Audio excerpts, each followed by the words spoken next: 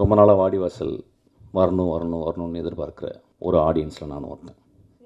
அது எடுக்கக்கூடிய ஆப்பர்ச்சுனிட்டி வெற்றிமாறனுக்கும் சூர்யாவுக்கும் தானு சாருக்கும் வந்துச்சு. எனக்கு நல்லா ஞாபகம் இருக்குது.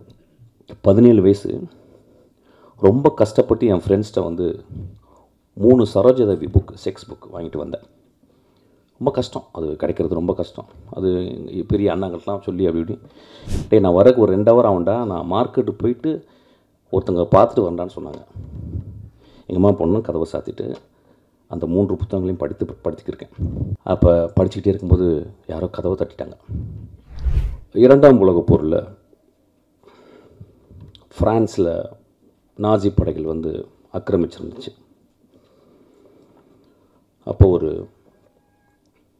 நாசி ஆஃபீஸர், ஜெர்மன் ஆஃபீஸர், அவர் வந்து பிக்காசோனுடைய வீட்டுக்கு போகிறாரு. அந்த வீட்டில் அப்போ தான் வரைஞ்சி முடிச்சிருந்த ஒரு பெரிய பெயிண்டிங், அந்த பெயிண்டிங் பேர் குவர்னிகா. அதை அந்த நாசி ஆஃபீஸர் பார்த்துட்டு, இவ்வளவு மோசமான பெயிண்டிங்கை நீங்களா வரைஞ்சிங்க அப்படின்னு பிக்காசோ அவர் கேட்குறாரு. பிக்காசோ சொல்கிறாரு, இல்லை நீங்கள் தான் வரைஞ்சிங்க அப்படின்னாரு. குவர்னிகா போரை, போரின் இழிவை, போரின் தேவையற்ற தன்மையை, உலகத்தில் குவர்னிகா மாதிரி இது வரைக்கும் எந்த ஒரு கலைப்படைப்பும் விமர்சனம் செய்யவில்லை. இதை வந்து நான் வயலன்ஸ் அப்படின்ற ஒரு புக்கில், ஜிசக்குடைய புக்கில் இப்போ நான் சமீபத்தில் படித்தேன். இந்த மேடையில் என்ன பேச வர போகிறேன் அப்படின்னு வழக்கம் போல் நான் என்ன பேச போகிறேன் எனக்கு தெரியல. It is going to be whatever comes, it's going to be again a performance.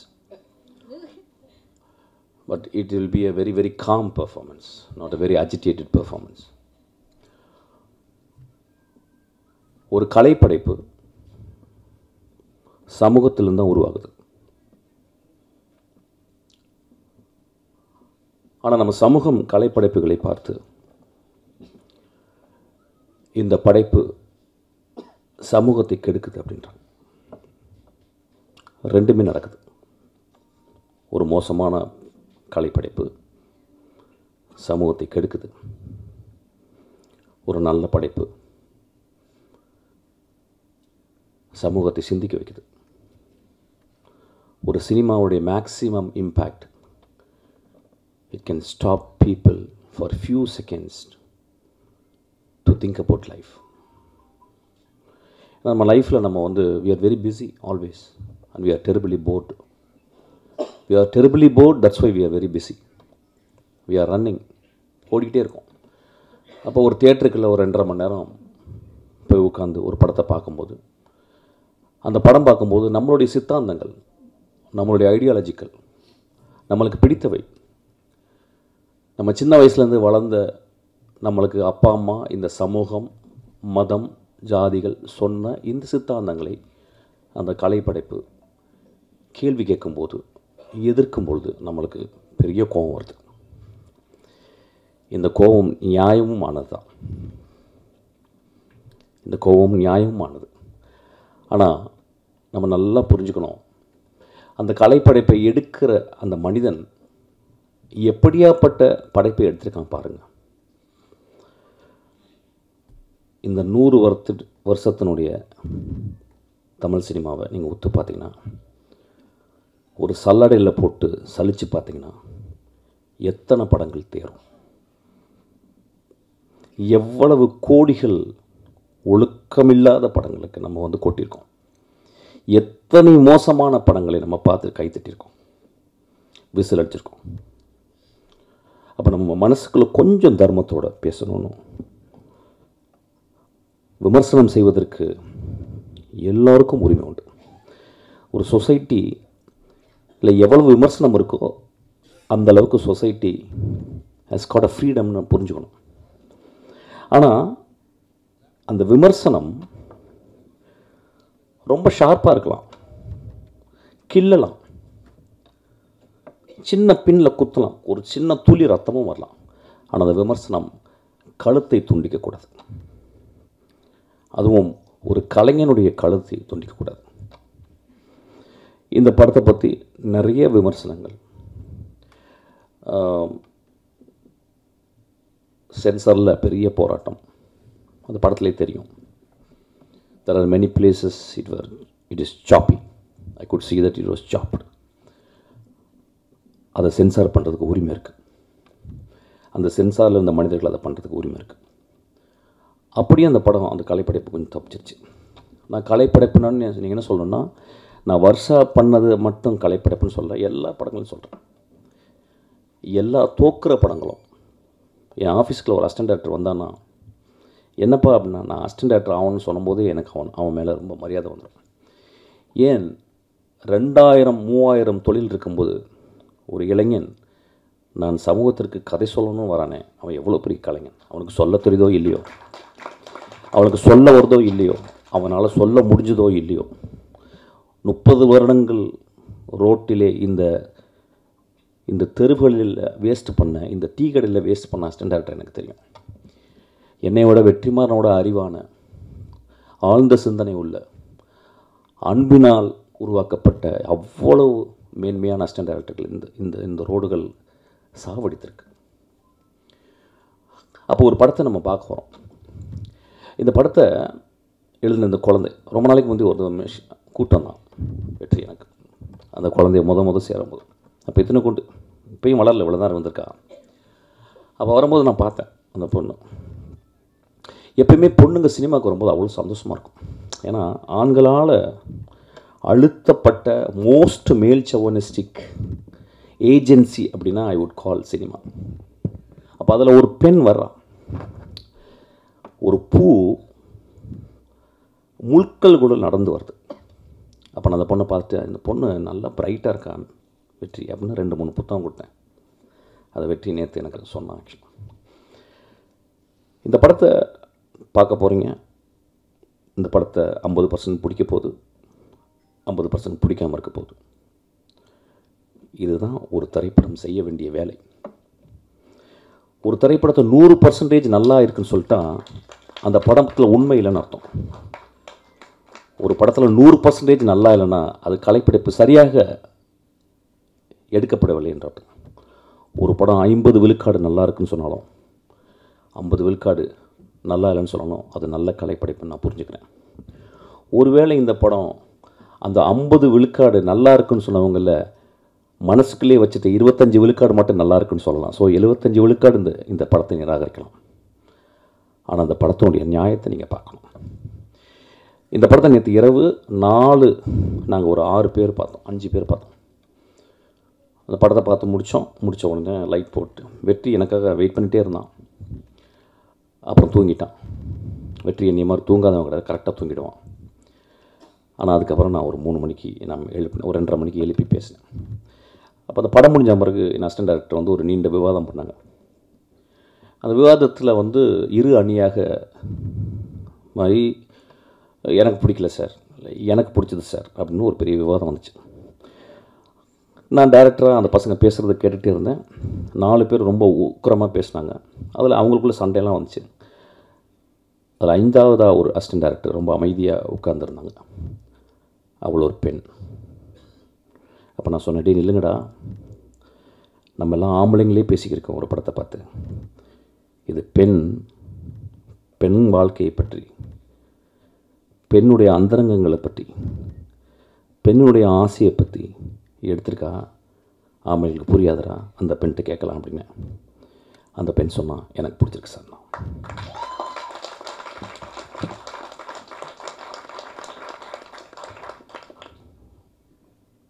இந்த படத்தை ஏன் வர்ஷா பேட் கேர்ள்னு வச்சா, ஏன் குட் கேர்ள்னு வைக்கல? அது கொஞ்சம் ஒத்து பார்க்கணும். அவள் சமூகத்தை விளக்கமாத்த எடுத்து கூட்டுறதுக்காக வரல, விளக்கமாத்தால் அடிக்காதீங்கன்னு சொல்கிறதுக்காக வந்திருக்கான். ஏன் அவள் குட் கேர்ள்னு வைக்கல, பேட் கேர்ள்னு வச்சானா அந்த அந்த கதாசிரியன், அந்த குழந்தைக்குள்ள கதாசிரியன், அந்த குழந்தைக்குள்ள வாழ்க்கை அனுபவம், அந்த குழந்தை சந்தித்த மோசமான தருணங்கள், இதெல்லாம் ஒரு பெண்ணை எப்படி பண்ணுது அப்படின்றதுக்கு ரொம்ப மனசில் இருந்து ஆழமாக. எனக்கு தெரியும் ஒரு படத்துக்கு டைட்டில் வைக்கிறதுக்கு 6 மாதம் ஆகுது, எனக்கும் வெற்றிக்கலாம். ஆனால் ஒரு பெண் வந்து நான் ஒரு பேர்ட் கேர்ள்னு சமூகத்தில் சொல்லியிருக்கேன். என்னை பேர்ட் கேர்ள் நீங்கள் சொல்கிறீங்கள, நீங்கள் கொஞ்சம் ஒத்து பாருங்கள், என்னை கொஞ்சம் ஒத்து பாருங்கள், என் வாழ்க்கையை ஒத்து பாருங்கள். உங்களுக்கு 30 நாட்கள் ஓடி போகுது, என் 30 நாட்கள் உங்களை மாதிரியா ஓடுது? எத்தனை நாட்கள் என்னை வீட்டுக்குள் அடக்கி கிடைக்கிறீர்கள்? எத்தனை நாட்கள் என் பூஜை அறைக்குள் வரவிடாமல் என்னை அழைக்கிறீர்கள்? எத்தனை நாட்கள் நான் வாய் பேசக்கூடாது என்று சொல்கிறீர்கள்? எத்தனை நாட்கள் நான் வேகமாக நடக்கக்கூடாது என்று சொல்வீர்கள்? அப்படின்னு ஒரு கேள்வி கேட்டிருக்கேன். இந்த கேள்வி ஒரு பெரிய கலைப்படைப்பின் அல்லது ஒரு பெரிய தர்மத்தில் இருந்து எழுந்த கேள்வி அல்ல. ரொம்ப சிம்பிளான கேள்வி, ரொம்ப எளிமையான கேள்வி. எனக்கு நல்லா ஞாபகம் இருக்குது, 17 வயசு, ரொம்ப கஷ்டப்பட்டு என் ஃப்ரெண்ட்ஸ்கிட்ட வந்து 3 சரோஜதேவி புக், செக்ஸ் புக் வாங்கிட்டு வந்தேன். ரொம்ப கஷ்டம், அது கிடைக்கிறது ரொம்ப கஷ்டம். அது பெரிய அண்ணாங்கள்லாம் சொல்லி அப்படி இப்படி. ஏன்னா ஒரு புக்கு படிக்கணும்னா 3 புக் வாங்கிட்டு வந்து அதை வந்து ஒழிச்சு வச்சு கிட்டத்தட்ட 1 மாதம் எங்கள் அம்மா என் வீட்டை விட்டு வெளியே போகிறதுக்கு வெயிட் பண்ணிகிட்டே இருக்கேன். எங்கள் அம்மா மார்க்கெட் போயிட்டு வருவாங்க, ஆனால் அது எடுக்க போகும், ஆனால் பயம் இருக்கும். ஒரு வேகமாக அந்த படங்களை மட்டும் பார்க்குறது, பிளாக் அண்ட் ஒயிட் படங்களை. அதை பார்த்துட்டு வந்து அம்மா வந்துடுவாங்களோன்ற பயத்தை நான் வந்து திரும்பி ஒழிச்சு வச்சுருக்கேன். ஒரு நாள் எங்கள் அம்மா, நான் வரக்கு ஒரு 2 ஹவர் ஆகும்டா, நான் மார்க்கெட்டு போயிட்டு ஒருத்தங்க பார்த்துட்டு வந்தான்னு சொன்னாங்க. எங்கள் அம்மா பொண்ணு கதவை சாத்திட்டு அந்த 3 புத்தகங்களையும் படித்துக்கிருக்கேன். செக்ஸ் புக் படிக்கிறேன். 17 வயசு பையனுடைய கேள்வி, 17 வயசு பையனுடைய காமம், 17 வயசு பையனுடைய வாழ்க்கையை புரிந்து கொள்ள வேண்டும் என்று வருது. 17 வயசு பையனுடைய கீழ்மையும் சொல்லலாம். அப்போ படிச்சுக்கிட்டே இருக்கும்போது யாரோ கதவை தட்டிட்டாங்க. நான் யாருன்னு கேட்டேன். எங்கள் அம்மா. என்னென்னா, பர்ஸ்லேருந்து காசு எடுத்து போக மறந்துட்டேன். நான் உடனே அந்த புத்தகம் என்ன பண்ணுன்னு தெரில. எங்கள் வீடு பெரிய வீடு, ரொம்ப வறுமையான வீடு, சின்ன வீடு, ஒரு ரூம் தான். அப்போ ஒரு டேபிள் இருந்துச்சு, டேபிள் மேலே ஒரு டைனோரா டிவி இருந்துச்சு. அந்த டேபிளுக்கு அந்த பக்கம் கேப்பில் அந்த 3 புத்தகங்களை போட்டு வட்டேன். உடம்பெல்லாம் வேர்த்துருச்சு. எங்கள் அம்மா திறந்து பார்த்து, என்னடாச்சு? இல்லைம்மா, எனக்கு ஒரு மாதிரி ஜுரம் அடிக்கிற மாதிரி வெளியே ஓடிட்டேன். வெளியே ஓடி ஒரு 3 மணி நேரம் கிரிக்கெட் விளையாட போயிட்டேன். பக்கத்தில் உட்லண்ட்ஸு, அந்த பழைய உட்லண்ட்ஸ், அங்கே கிரிக்கெட் விளையாட போயிட்டு சாயங்காலம் ஒரு 6 மணிக்கு வரேன். வந்தால் எங்கள் அம்மா வெளியே ஏதோ கூட்டிக்கிட்டு இருக்காங்க. நான் உள்ளே போகிறேன். பார்த்தா எனக்கு பெரிய ஷாக்கு. அந்த 3 புத்தகம் ஏதோ கூட்டிருக்காங்க போல். உள்ளே போய் பார்த்தா அந்த 3 புத்தகம் இருக்குது. அதை எடுத்து எங்கள் அம்மா அந்த டேபிளில் வச்சு அது மேலே ஒரு சின்ன பேப்பர் வெயிட் வச்சுருந்தாங்க. எங்கள் அம்மாவை நான் பெரிய கடவுளாக பார்த்த தருணம். நண்பர்களே, இப்போ நான் ஒரு சின்ன சுச்சுவேஷனை மாற்றுறேன். அந்த 17 வயது இன்றைக்கி உங்கள் முன்னால் பேசிக்கிருக்கேன். இந்த பையன் ஒரு பெண்ணாக இருந்தால் என்ன இருக்கும் யோசிச்சு பாருங்க. அப்போ எனக்கு ஒரு சுதந்திரம், ஒரு பெண்ணுக்கு சுதந்திரம் கொடுப்போமா? எங்கள் அம்மா அநேகமாக அவளை விளக்கமாத்தால் அடித்திருப்பாள் என்று நினைக்கிறேன். காமம் ஆண்களுக்கு மட்டும் சொந்தமா? ஏன் கடவுள் ஆண்களுக்கு குழந்தை பிறக்கக்கூடிய தகுதியை கொடுக்காமல் 10 மாதம் சுமக்கும் கற்பையை பெண்களுக்கு கொடுத்துருக்கிறான்? நம்மளோட ஒரு படங்கு மேலே தான் அவங்க. நம்மளோட ஒரு படங்கு இயற்கை அவங்கள ரொம்ப மதிக்குது. நம்மளோட அவங்க வரம் பெற்றவர்கள் பெண்கள். இந்த படத்தை நான் வந்து ரொம்ப எக்ஸ்ட்ராடினரியான படைப்புன்னு திருப்பி சொல்ல மாட்டேன். There are great moments are there. First of வந்து நீங்கள் பார்த்தீங்கன்னா இந்த படத்தினுடைய பிளானை பாருங்கள். ஒரு சின்ன குழந்தை, அந்த குழந்தை ஆனால் 3 பருவத்தை சொல்வதற்காக 3 கேமராமேனை தேர்ந்தெடுத்திருக்கான். அவள் எவ்வளோ பெரிய ஒருத்தி, அதுக்காக ஒரு கிளாப் அடிப்போம் அவளுக்கு. அவள் எவ்வளோ சீரியஸாக இயங்குறா பாருங்கள். She would have very easily asked for some great cameraman like P.C. Sriram or somebody else. They would have come for grassroots. They would have come. They would have readily accepted even for a peanut of money. அவள் ஏன் 3 எனக்கு 3 இதையும் வேறு வேறு பெர்ஸ்பெக்டிவில் பண்ணணும். இந்த உலகமே perspective கிடைக்க மாட்டேங்குது இந்த உலகத்துக்கு. அப்போ பாருங்கள், அவள் இன்னும் 30-40 வருடம் ஒரு மிகச்சிறந்த இந்தியாவின் மிகச்சிறந்த டைரக்டர் ஆக போகிறதுக்கு இங்கே விதைய ஆரம்பிக்குது. அவள் 3 பெர்ஸ்பெக்டிவ்களை பார்க்குறான். அதுக்கப்புறம் தெரிஞ்ச ஒரு ஹீரோயினை யாரையோ கூட்டியாந்து அது பண்ணல, யாரோ ஒரு தெரியாத ஒரு பொண்ணு இவர் தேடுறான். இந்த வாழ்க்கையில் வந்து வருஷமும் இருக்கா அந்த படத்தில் நடித்த அந்த கதாநாயகனுக்கும் அந்த வாழ்க்கை இருக்குது, இங்கே இருக்க எல்லா பெண்களும் அந்த வாழ்க்கை இருக்குது. இந்த மாதிரி ஒரு விழாவை நான் பார்த்ததே இல்லை. முழுக்க முழுக்க ஆண்களால் ஆக்கிரமிக்கப்படும் ஒரு விழா இன்று முழுக்க முழுக்க பெண்களால் இருக்கிறது. முழுக்க முழுக்க ஆண் தன்மையால் டாமினேட் செய்யப்படும் ஒரு மேடை இன்று முழுக்க முழுக்க பெண் தன்மையாக உள்ள வெற்றிமாறன். எனக்கு தெரியும், வெற்றிமாறன் பார்க்கல பயங்கரமா என்ன ராஜா அப்படிலாம் சொல்லுவான். அவனை மாதிரி ஒரு ஒரு கிரியேட்டர்னா யார் தெரியுமா? பெண் தன்மை மனசுக்குள்ளே இருக்கணும், உடம்புல இருக்கணும். அதனால தான் ஏஆர் ரஹ்மான், இளையராஜாவும் பெண் தன்மை ஜாஸ்தியாக இருக்கும். கிரேட் கிரேட் கிரேட் அவங்க தான். எனக்கு வெற்றிமாறனுடைய ரொம்ப நெருங்கி எனக்கு தெரியும். நான் அவ்வளோ பக்கத்தில் அவனை அப்படியே ஒத்து பார்த்துருக்கேன். வெற்றிமாறன் இன்னைக்கு இவ்வளோ உயரம் வந்திருக்காருன்னா படித்து படித்து படித்து படித்து சினிமாவை சிந்திச்சு சிந்திச்சு சிந்திச்சு தான் வந்திருக்கான். அந்த பட்டறையில் இன்னைக்கு ஒரு கத்தி வந்திருக்கு, ஒரு முள் வந்திருக்கு, ஒரு பூ வந்திருக்கு. முள்ளு குத்தும், முள்ளு குத்தணும். கத்தி ஆப்பிள்களை வெட்டுறதுக்கு தேவைதான், ஆனால் பூவை நம்ம கசிக்கக்கூடாது. அவர் இந்த படத்தில் வந்து ஒரு ஃபில்ம் மேக்கராக the way she handle the closeups, இந்த படத்தை வந்து ஒரு நல்ல ஸ்டடின்னு சொல்கிறேன். அதாவது நெக்ஸ்ட் ஜெனரேஷனுக்கு வந்து இந்த படத்தினுடைய க்ளோஸ்அப், ஒரு பெண்ணை எனக்கு தெரிஞ்ச தமிழ் சினிமாவில் இந்தியன் சினிமாவில் ஒரு பெண்ணினுடைய முகத்தை இத்தனை ஆங்கிளில் இவ்வளவு அழகாக எந்த படமும் காட்டலன்னு நினைக்கிறேன். மணி சார் ஒரு பேட்டியில் சொல்லியிருக்காரு, there are very very few directors who knows how to compose close-ups அப்படின்ட்டு. I think she is one of the director. இந்த படத்தில் அந்த க்ளோஸ்அப்பில் அந்த கதாநாயகனுடைய பருவை காட்டிருக்கு. அது வெரி சிம்பாலிக்.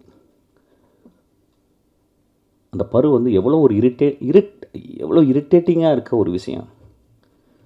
ஆனால் பரு இல்லாத வாழ்க்கை இருக்கா? பரு இல்லாமல் ஒரு பெண் பருவம் அடைய முடியுமா? அப்போ வாழ்க்கையில் நமக்குள்ளே இருக்குது. ஒட்டடை குச்சிகள் இல்லாத வீடு முழுமையாகுமா? ஒட்டடை குச்சிகள் இல்லாத வீடு முழுமையாகுமா? வீட்டுக்குள் எப்பொழுதுமே ஒட்டடைகள் செய்வோம். என் மகளுக்கு ப்ராப்ளம் வந்திருக்கு. இன்றைக்கி அவள் ப்ராப்ளம் இல்லாமல் இருக்கா, 26 வருஷம் 25 வயசில். இன்றைக்கி என் மகளை பார்த்தா அப்படியே எதை பற்றியும் நான் கேட்குறதில்ல. ஆனால் அவளுக்கு 13 வயது பருவமடைந்தது அவளுக்கு நிறைய ப்ராப்ளம் வந்திருக்கு. நம்ம எல்லாருக்குள்ளேயும் கருணையோடு நம்ம பார்க்கணும். இந்த படத்தை நீங்கள் கருணையோடு பார்க்கணும் நான் கேட்குறேன். வெற்றிமாறன் ரொம்ப சின்சியராக இந்த படத்தை தயாரிச்சிருக்கான். அவன் நினச்சிருந்தா யாரோ ஒரு பெரிய டேரக்டர் கூப்பிட்டு நான் இவ்வளோ காசு போடுறேன், எனக்கு இவ்வளோ சம்பாதிச்சு கொடுக்குற மாதிரி ஒரு படம் எடுத்து கொடுக்குறேன்னு சொல்லலை. எனக்கு காசு வேணாண்டி வருஷம், உன் இதயத்துலேருந்து ஒன்று எடுத்திருக்கேன், அதுக்காக அதை வச்சுக்கடி, நான் கஷ்டப்பட்டு சம்பாரித்த பணத்தை கொடுத்துருக்கேன், அதுக்காக அவனுக்கு அவருக்கு.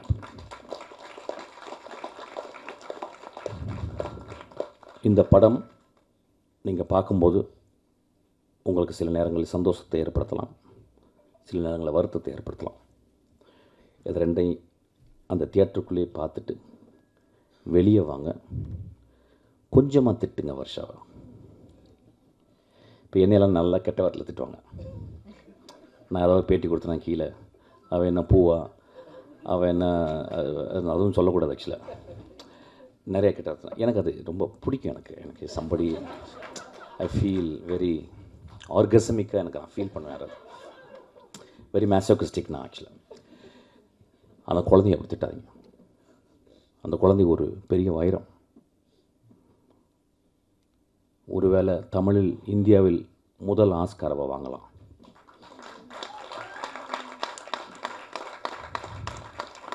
ஒருவேளை அவருடைய அடுத்த படங்கள் நேஷனல் அவார்டு வாங்கலாம், வெற்றிமாறன் போல். அவன் ஏன் இந்த படத்தை சொல்லலான்னு நீங்கள் பார்க்கணும். ஏன் சொல்கிறான் அவன்? ஏன் சார் ஓப்பன் பண்ணால் ஒருத்தர் வரீங்க சார், அப்படியே ஆடுறீங்க சார், விசில் அடிக்கிறீங்க சார், ஒரு 2 பொண்ணு உங்களை லவ் பண்ணுது சார், ஒரு அம்மா சென்டிமெண்ட் சார். அதுக்கப்புறம் மிஷ்கின் சார் படத்துலேருந்து வர மாதிரி ஒரு குத்துப்பாட்டு சார். அதுக்கப்புறம் வந்து ஒரு ஒரு 300 பேர் அடிக்கிறீங்க சார். அப்புறம் சார் அப்புறம் எதுக்கு பார்த்தீங்கன்னே தெரியாமல் நீ வெளியே போயிடணும் சார் சொரிஞ்சுக்கிட்டே. இப்படி கதை பண்ணலை. அவள் என்ன பண்ணுறான், என்ன முதல் கதை இருக்குல்ல, முதல் கதை வந்து முதல் குழந்தை மாதிரி. அதனால மோஸ்ட் ஆஃப் த டைம் சவள குழந்தைங்கள தான் வரும். ஆனால் அந்த குழந்தைய ரொம்ப பத்திரமாக முதல் குழந்தை எந்த குழந்தை பெக்கணும்னு எடுத்து பெற்றிருக்கான் அந்த தாய். அந்த படம் ரிஸ்க்கு தான். அவள் தான் பெருந்தாய். ஏன்னா அவள் சமூகத்தை ஏமாற்ற வரல. சமூகத்தில் அப்படி சுரண்டி கொடுத்து, அப்படி வருடி கொடுத்து, அப்படியே எண்ணெயை வந்து அப்படியே இறக்கில் தொட்டு வருடி கொடுத்து நான் படத்தை ஹிட் பண்ணி நான் அடுத்தது வந்து இதில் 25 லட்சம், அதில் 40 லட்சம், அடுத்தது 2 கோடி ரூபாய் போகணும் அப்படின்னு அவள் என்ன இல்லை.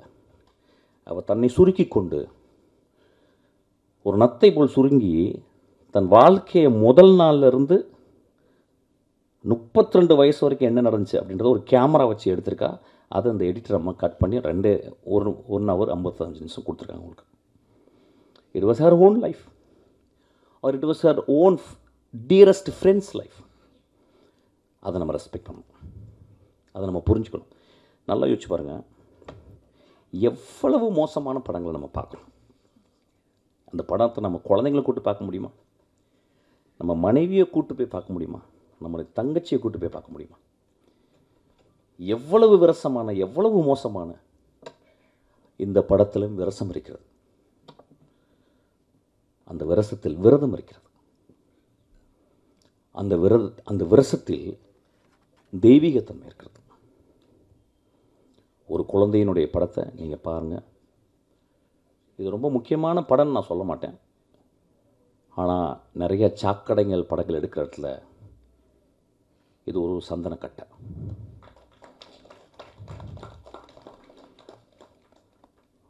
பத்திரிகையாளரை பற்றி என் படங்கள் கூட நான் கேட்டதில்லை.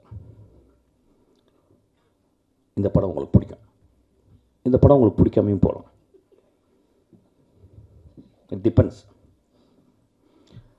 ஆனால் கொஞ்சம் மனதில் கொஞ்சம் ஈரத்தோட அந்த பெண்ணுடைய ஹானஸ்டியை பார்த்துட்டு ஏன் இந்த படம் எழுதணும் அவன் அப்படின்ற ஒரு ஹானஸ்டியை கொஞ்சம் பார்த்தீங்கன்னா உங்கள் எழுத்தில் அந்த மையோடு சேர்ந்து கொஞ்சம் உதிரமும் வரும், கருணையும் வரும். இந்த படத்துக்கு 36 மார்க்காவது போடுங்க. இந்த படத்தை ஃபெயில் ஆக்கிறாதீங்க. இப்போ என் படத்தெல்லாம் ஃபெயில் ஆக்குவாங்க என்னால் உரிமை இருக்கு. ஏன்னா நான் வந்துட்டேன். படத்தை வெற்றிமாறன் படத்தை ஃபெயில் ஆக்கலாம், அவனுக்கு வந்துட்டான். ஆனால் என் குழந்தை உங்களுடைய மகள் வர்ஷா, அவளை பத்திரமா பார்த்துங்க.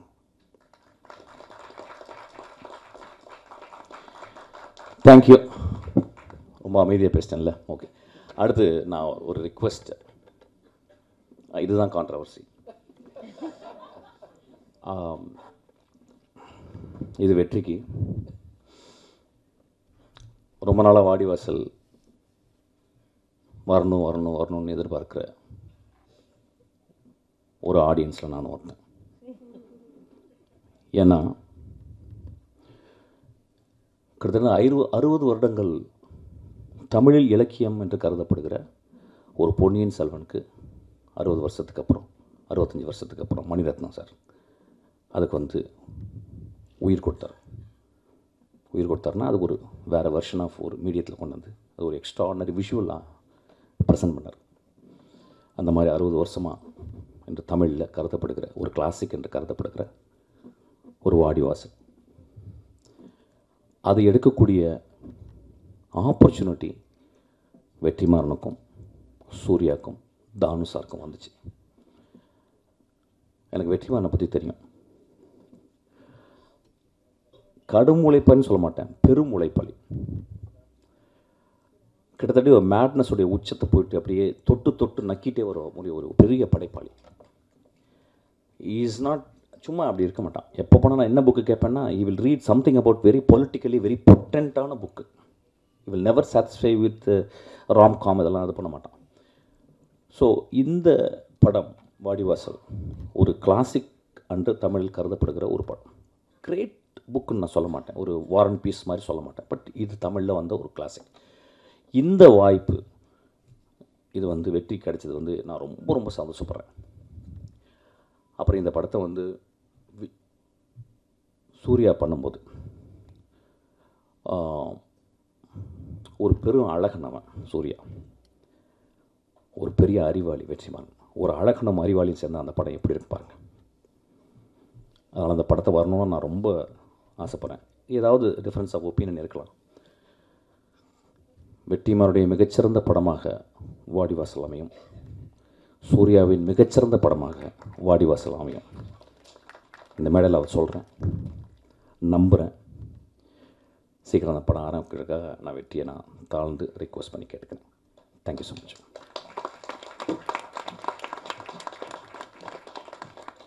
ஸ்டேஜில் ஏற்றும் போதே சொன்னேன்ல இந்த மாதிரி டஃப் ஆக்ட் டு ஃபாலோ அப்படின்னு. Sir you really do have a tough act to follow now. Sorry, தூக்க கழகத்தில் ஒன்றும் பேச முடியல. ஆக்சுவலாக நிறையா மறந்துட்டேன். அந்த ஹீரோயினாக நடித்தவங்க, அவங்க பேர் என்னம்மா? அஞ்சலி. ரொம்ப extraordinary performance. There are places where she struggles. ஏன்னா பிகாஸ் லாங்குவேஜ் வரல, நிறைய இடத்துல கஷ்டப்பட்டுருக்கா அந்த பாப்பா. ஆனால் ரொம்ப ஒரு எக்ஸ்ட்ரானரி, ஒரு பொட்டண்ட்டான ஒரு ஆக்டர்ஸ். ஆக்சுவலி ஒரு ஆக்டர், நான் ஆக்டர் சொல்லக்கூடாது, ஆக்டர். அதுக்கப்புறம் அந்த படத்தில் நடித்தவங்க எல்லாருமே, இந்த படத்தில் பர்டிகுலராக எடிட்டர், அவங்களுடைய ஒர்க் வந்து இந்த எடிட்டிங்கை ஒரு ஆண் பண்ணியிருக்க முடியாதுன்னு நினைக்கிறேன். ஆக்சுவலாக இது ஒரு பெண்ணுடைய பார்வையில் தான் இந்த எடிட்டிங் உட்காருங்கம்மா. அந்த படத்தில் நடிச்சிங்க எல்லாருக்குமே, கேமராமேன் அந்த பையன், அதுக்கப்புறம் அம்மா வந்து எங்கள் ஊர் பாட்டுக்காரனை வந்து ஒரு 50 வாட்டி நான் பார்த்துருப்பேன். நான் யுத்தம் செய்ய எழுதி முடிச்சு யார் ஹீரோ நான் கதை சொல்லி முடிச்சிட்டேன். அக்கோரம் சாருக்கு யார் ஹீரோ, நாங்கள் பாண்டியர் ராமராஜன் சொல்லிட்டேன். அவர் ஐயோ நெஞ்சில் கை வச்சு எதிர்ச்சிட்டாரு. நான் நிஜமாகவே நான் வந்து ராமராஜனுக்கு தான் அந்த படம் எழுதினேன். ஏன் மதுரையிலேருந்து வர ஒரு டிடெக்டிவாக இருக்கக்கூடாதா? மதுரையிலேருந்து ஓட்ட இங்கிலீஷ் பேசுகிறேன், நாம் ஓட்ட இங்கிலீஷ் பேசுகிறேனே, ஏன் அவர் பேசக்கூடாதா? ஆனால் ப்ரொடியூசர் பயந்தார். சரி சார் அப்போ சேரன் சார் உங்கள் அப்பா அப்படின்னு உட்காந்தார். அப்படி தான் சேரன் வந்தார். உங்களை ரொம்ப நடிச்சிருக்கேம்மா, இந்த படத்தில் ரொம்ப எக்ஸ்ட்ரானரியா. I think you used all your maybe 35 years you couldn't come actually. That gap made you a kind of a boiler actually, kind of ஒரு ரொம்ப பியூட்டிஃபுல்லாக நினச்சிருந்தீங்கம்மா. அதாவது எனக்கு தெரிஞ்சது, அதாவது இருக்கிறதுலே கஷ்டம் குடிகாரனோட குடிச்சிட்டு குடிக்காமல் இருக்குன்னு கண்ட்ரோல் பண்ணுறது தான் ரொம்ப கஷ்டம் ஆக்சுவலாக. அந்த தாய் முழுக்க தான் 2 பக்கமும் இருதலைக்குள்ளி எறும்பு போல் கஷ்டப்பட்டுக்கிட்டே, இந்த பக்கம் ஒரு வீடு, இந்த பக்கம் குழந்தை, அதுக்குள்ளே படுற கஷ்டத்தை ரொம்ப எக்ஸ்ட்ரானரியாக பண்ணிங்கம்மா. தேங்க்யூ. அதுக்கப்புறம் எனக்கு பெரிய சர்ப்ரைஸ் வந்து சரண்யா வந்து ஒரு எக்ஸ்ட்ரானரி ஆக்டர்ஸ். என் படத்தில் வந்து நான் ஏதாவது ஒரு சின்ன கேரக்டர் தான் எழுத முடியாது ஆக்சுவலாக. ஒரு சின்ன கேரக்டர் கூட வந்து பண்ணுவாள். அவ்வளோ ஒரு ரொம்ப ஒரு ஜென்யூனான ஹார்ட்டான இந்த படத்தில் வந்து நல்ல பெர்ஃபார்மன்ஸ். டப்பிங் நீ பண்ணியிருக்கலாம், ஆனால் கொஞ்சம் தப்பாக இங்கிலீஷ் பேச தெரியும், அதனால தான் கரெக்ட் பண்ணிட்டா அப்படியே. அதில் புரிஞ்சிருச்சு ஆக்சுவலாக. யாரும் நல்லா டப் பண்ணியிருக்காங்க, இங்கிலீஷ்லாம் சரண்யா வாயில் வந்து பேச வச்சுருக்காங்க. அதில் ரொம்ப தேங்க்ஸ். இந்த பாப்பா யார்? இந்த பாப்பா நீ ரொம்ப எக்ஸ்ட்ரானரியாக பண்ணியிருக்காங்க. இன்றைக்கி வந்து I think she rule this stage. ரொம்ப நல்லா இருந்துச்சு. Thank you so much.